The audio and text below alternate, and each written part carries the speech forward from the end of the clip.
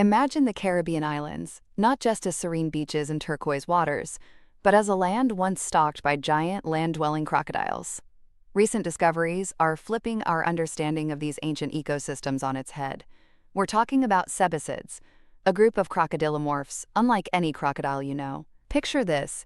They weren't sluggish swamp dwellers. Sebecids were built more like greyhounds, standing tall on long limbs positioned right under their bodies, making them agile land predators. Some grew up to 20 feet long, with bony armor in their skin. Their skulls were tall and narrow, like a T-Rex, and their teeth? Sharp, serrated, and perfect for slicing flesh. These guys were the top dogs in South America after the dinosaurs vanished, ruling for tens of millions of years. Until recently, scientists thought these formidable hunters disappeared around 11 million years ago. A complete vanishing act, or so we believed. But then, the Caribbean started whispering secrets. Over 30 years ago, two strange, serrated teeth, about 18 million years old, turned up in Cuba. Another tooth, even older at 29 million years, surfaced in Puerto Rico. These were tantalizing hints of a big land predator, but just teeth weren't enough to say Sebecid for sure, as other ancient crocs had similar chompers.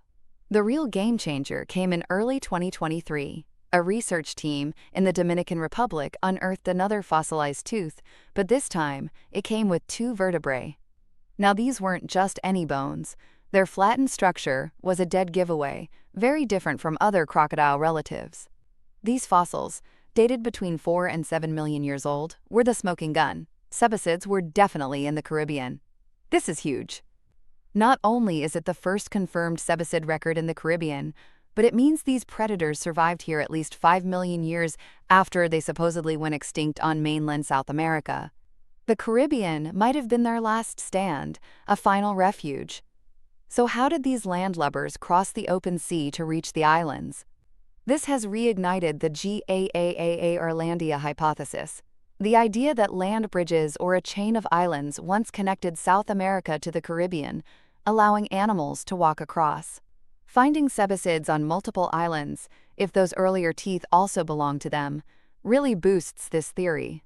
Rafting on vegetation mats is another idea, but less likely for such big terrestrial hunters. These Caribbean Sebecids were the last known survivors of Nodosuchia, a super diverse and ancient croc group from the age of dinosaurs. Most Nodosuchians were land-based.